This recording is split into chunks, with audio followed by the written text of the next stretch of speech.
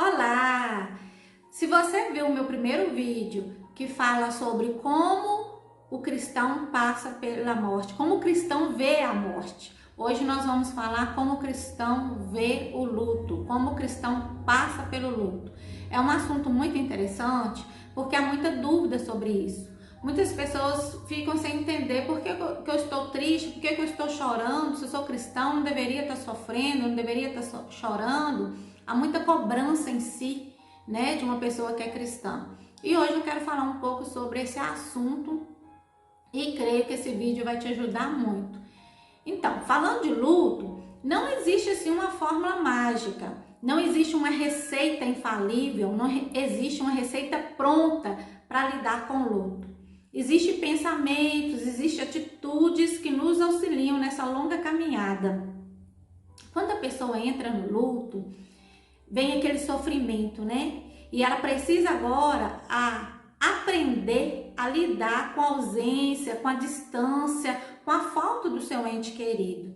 E cada pessoa tem o seu tempo e precisa estar livre, sem cobrança das pessoas que estão do seu lado, mas sem se cobrar. Até mesmo conseguir se adaptar e aprender a sobreviver, né? Com esse momento tão difícil, com a ausência do seu ente querido. A perda de um ente querido é um período mais difícil na vida de uma pessoa. E isso não é diferente com o cristão, né? No entanto, para o cristão que tem a Bíblia como regra de fé e prática, haverá da parte de Deus o conforto, o consolo que o seu coração necessita. Perder alguém que se ama sempre é muito sofrimento, é muita dor, né? A diferença é que o cristão, aquele que é crente, aquele que crê em Jesus Cristo como Senhor Salvador da sua vida, tem esperança que esse não é o fim de tudo, né? Nós podemos ver lá no livro, na Bíblia, em 1 Coríntios 5:19, 15:19, diz assim: se é por esta vida que esperamos em Cristo, somos de todos os homens dignos de pena. Algumas versões dizem assim, digno de lástima, né? Se nós esperamos dessa vida em Cristo, somente dessa vida, somos de todos os homens dignos de pena. Por quê? Porque um cristão, ele tem esperança, há uma esperança de uma vida melhor, de quando nós passamos pelo processo do espírito sair do corpo, porque do pó viemos, do pó retornaremos, mas o espírito volta para Deus. O que nós precisamos compreender? Que há um plano melhor no mundo espiritual. Então há uma esperança para aqueles que creem em Jesus Cristo como Senhor e Salvador da sua vida. Há um outro versículo muito interessante que está no livro de Eclesiastes, capítulo 3, versículo 1. A Bíblia fala que tudo há tempo. Há tempo para tudo neste mundo, debaixo do céu, há tempo para tudo. E há tempo para chorar. Então, no momento do luto, não se cobre, né? Se você está triste, se você está chorando, se você está sofrendo, não se cobre, porque o tempo para isso faz parte do luto. E como nós temos Jesus como referencial para as nossas vidas, nós precisamos entender que Jesus também chorou. Jesus também ficou triste. Quando Lázaro morreu, Jesus também ficou triste. Então não pense que você não é espiritual o suficiente, mas que isso faz parte da vida, que isso faz parte do luto.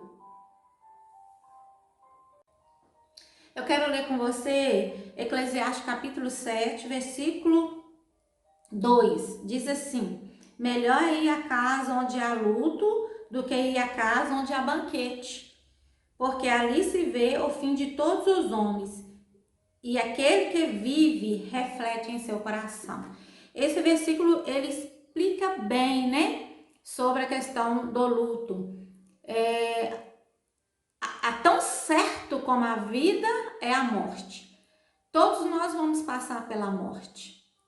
Então aqui o autor coloca que é melhor estar no velório do que estar numa festa, porque é um momento que nós que estamos vivos estamos refletindo. Hoje você está olhando aquela pessoa que está ali no caixão, né? E amanhã é a gente. Essa é a verdade. Nós não queremos viver isso, mas nós precisamos compreender que essa é a mais pura verdade, né? E as pessoas perguntam assim: e o luto? Em relação ao luto, quanto tempo um cristão pode ficar de luto? O luto, ele varia de pessoa para pessoa. E tudo isso vai depender do nível de intimidade daquela pessoa com seu ente querido, né? E vai depender também da sua fé. Então é um processo e não dá para colocar, fulano tem que viver tanto tempo de luto. Cada pessoa tem seu tempo. Umas vão viver um luto um ano, outras anos, outros meses, outros uma semana. Vai depender de pessoa para pessoa e isso deve ser respeitado. Alguns profissionais da área, como os psicólogos, né, a ciência, vamos colocar assim, têm trabalhado essa questão do luto e têm colocado fases, né, as etapas do luto. São 5 etapas.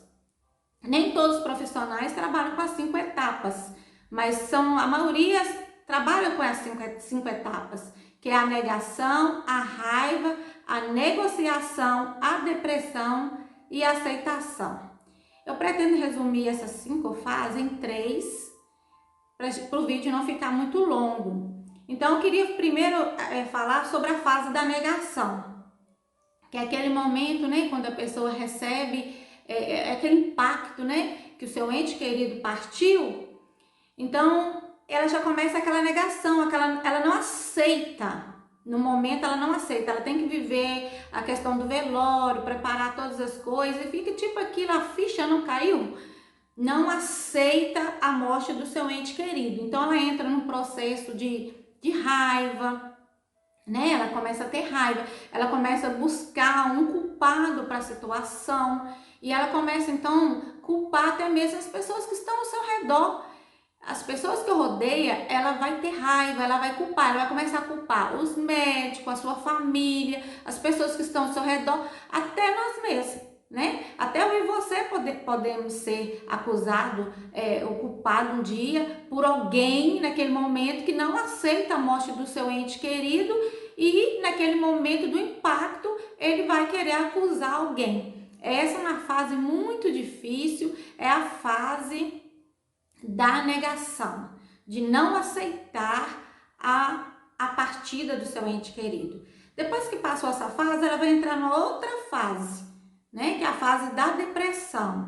É uma fase muito difícil também, né? Uma fase de tristeza, muita tristeza, acompanhada com a depressão, né? É aquela fase que a pessoa começa a sentir lembranças, aí vem aquele vazio vai trazer uma grande dor e começa a ter desinteresse pela vida.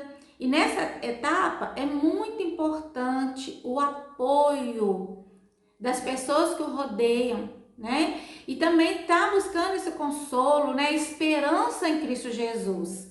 Tem um versículo que eu gosto muito, que tá lá no livro de Filipenses, eu quero ler com você. Tessalonicenses, capítulo 4, versículo 13. Diz assim: não queremos, porém, irmãos, que sejais ignorantes acerca dos que dormem, para que não vos entristeçais como os outros que não têm esperança. Então esse versículo é para você que é cristão. Nós temos aí esse versículo que vem dizendo, olha, não sejais ignorantes, né, em relação aos que dormem.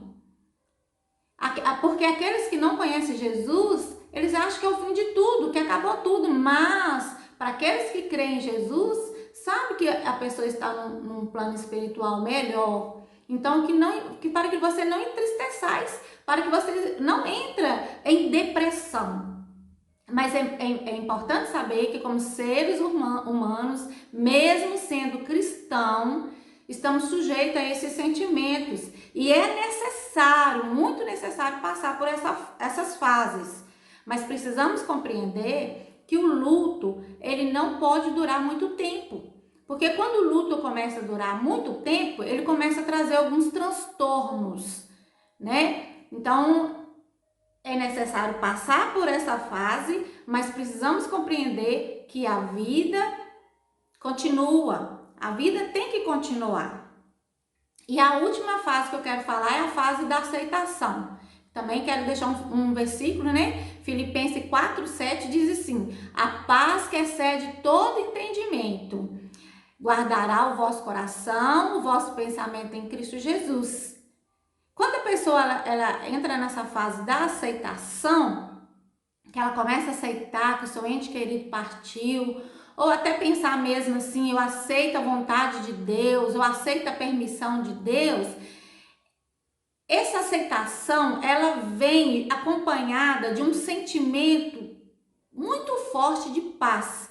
Uma paz que excede todo entendimento humano. Uma paz que mesmo em meio a conflito, mesmo em meio a dificuldades, essa paz que é proposta para o cristão. E é muito interessante, nessa fase de aceitação, essa esperança que nós começamos a ter, essa esperança, essa transformação que há da dor, aquela dor, ela começa a se transformar numa saudade, né? E o Espírito Santo, ele vem trazendo essa consolação total aos filhos de Deus, aqueles que são cristãos. Amém?